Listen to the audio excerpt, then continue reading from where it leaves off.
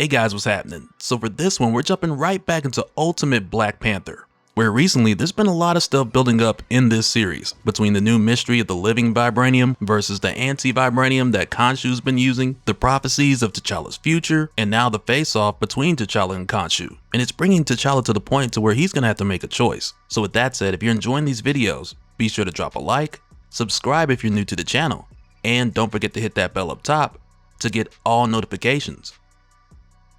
Alright, so coming back, we're dropped right into the middle of a brutal fight between Khonshu and T'Challa, which is really more of a beatdown, with T'Challa wanting to show the people of Africa and the Moon Knight soldiers that Khonshu is not the god that he wants them to believe he is. But in addition to T'Challa wanting to make this example out of Khonshu, where to do this, defeating Khonshu would be enough. But in addition to T'Challa wanting to put on this demonstration and show the rest of the continent that Khonshu's just a man, T'Challa feels something within him asking for more, something within him filling him with hatred, to the point where defeating Khonshu and making this example of him, it's not enough, because this something wants T'Challa to kill Khonshu as well. And so we know, just based on what we've seen leading up to this, that something is Vibranium. And so what happens here is we see T'Challa obey this hatred that's within. And by serving this hatred in this voice, he kills Khonshu, and he tells the Moon Knight soldiers to kneel as he tears off Khonshu's head and raises it before them, under the light of the bright full moon. But much like before, this turns out to be a vision, very similar to the dreams T'Challa has had recently. But in the here and now, T'Challa's exploring what exactly this means alongside of Matron Amala, who T'Challa still doesn't fully trust, but because she's supposed to be like the spiritual advisor to the throne, T'Challa keeps coming back to her for answers that he hasn't been able to find anywhere else. And he's hoping that'll change when Storm and Killmonger get back, but that's not something that he can just sit around and wait for, because of everything that's going on with Khonshu.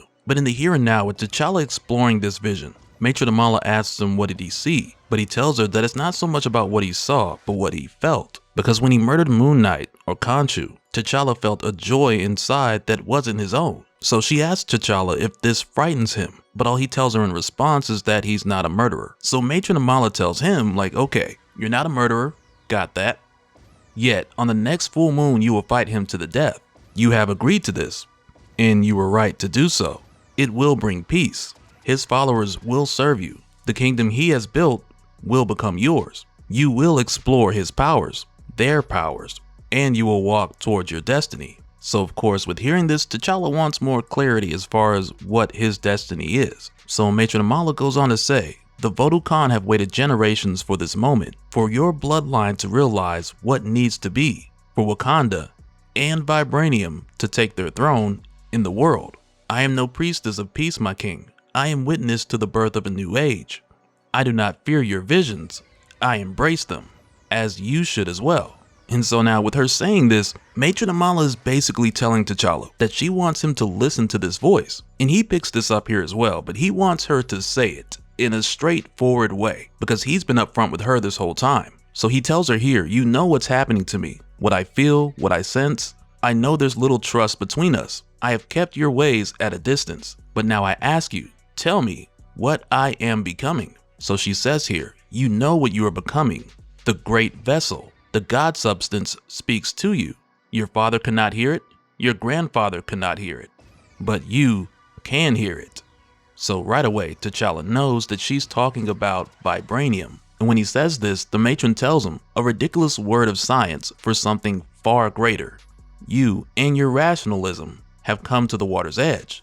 Beyond it is the sea of true knowledge. So basically, Matron Amala is just telling him that his former understanding of Vibranium as it relates to science, that has taken him as far as it'll go. So to get the real truth, T'Challa needs to let go of his understanding and allow the God substance to lead him to the truth beyond what he knows now. So with her saying this, T'Challa just has this look on his face like he's tired of the riddles. He's looking like, oh, this woman is giving me riddle upon riddle upon riddle. I am tired. So he asks her to be straightforward again. But he does this with a more direct approach this time. Because before, when he asked, what am I becoming? He was trying to find out what exactly Matron Amala was leading him to.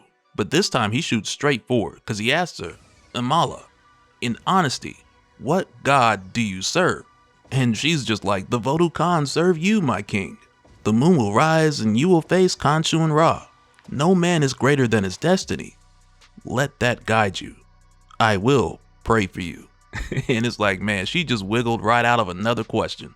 And the way that T'Challa just looks at her walk away, it says it all. So after this, we jump forward to the next full moon, where now we're actually getting to the real fight between T'Challa and Khonshu. No more dreaming about it or meditating on it, this is the real deal. And when both sides get there, T'Challa calls out Khonshu for showing up with pageantry, only for Khonshu to tell him, I come with destiny. Because on his end, much like T'Challa, Khonshu also believes that he knows how this is going to play out. And before they get started here, Okoye, she points out to T'Challa the fact that he seems remarkably calm. So he tells her, I do not fear the Moon Knight. I fear what the Moon Knight will force me to do.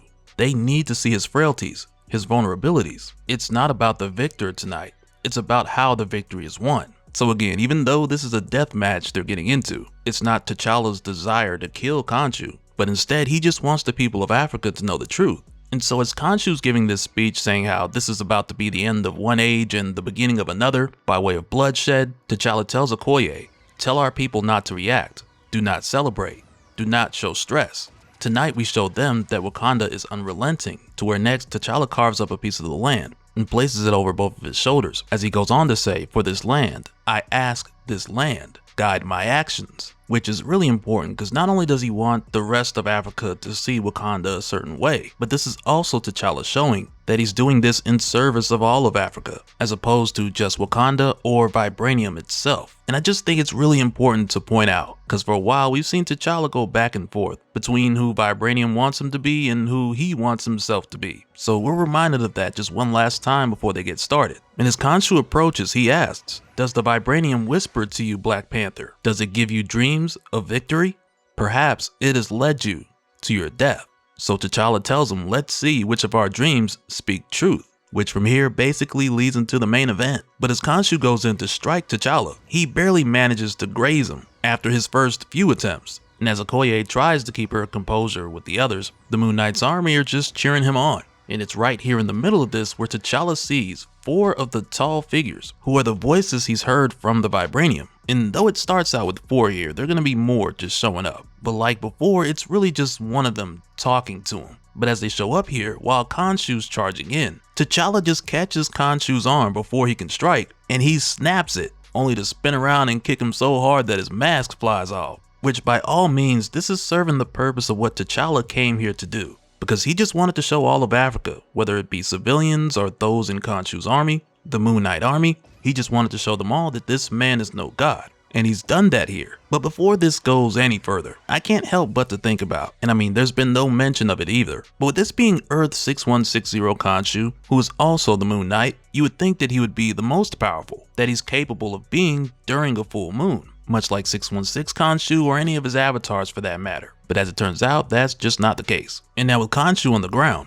one of the voices tells T'Challa to kill him. And so we know, aside from T'Challa just hearing this request or this order, we know that he can feel it as well. So it's almost like he's being compelled to finish him, if you will. But right here when the voice says it again and it tells T'Challa to kill him, it's here where Khonshu says, no, I was promised. And it almost makes it seem as if Khonshu was hearing from the exact same voice that was telling him that he would be the victor today, only for him to later find out that much like he said to T'Challa earlier, when he told T'Challa that his dreams may have led him here to die, Khonshu was the one who was deceived all along, because it was his dreams that led him here to die. And T'Challa, who's ready to carry out this finisher, he stopped and pulled away just before he can kill Moon Knight, because now, after all this time, the two stories that have been going side by side for like the past 5 issues have now come together because Storm and Killmonger are back, and they've brought along with them Anan, the Sorceress Supreme of Earth 6160.